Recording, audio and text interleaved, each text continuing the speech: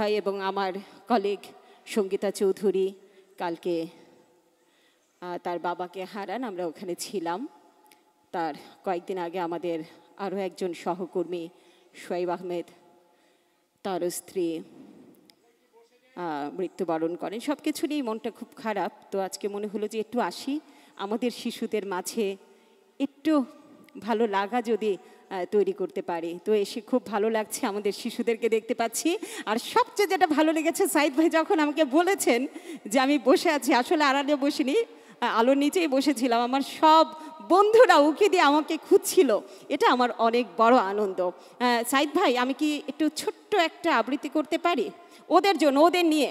একটু আসো, যদি তোমরা আসো। হ্যাঁ, ওরা ওদের প্রস্তুতিটা নিক আর আমার সঙ্গে বলবে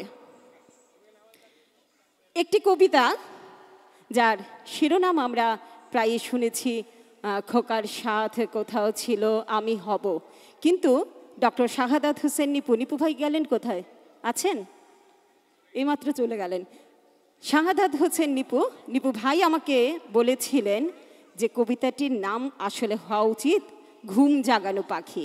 তো বন্ধুরা, তোমরা যারা আমি হব কিংবা খোকার স্বাদ পড়ছো, আমাদের জাতীয় কবি কাজী নজরুল ইসলামের কবিতা, তারা এখন থেকে এই কবিতার শিরোনাম পড়বে ঘুম জাগানো পাখি। চলো সবাই একসঙ্গে বলি, আমি হব সকাল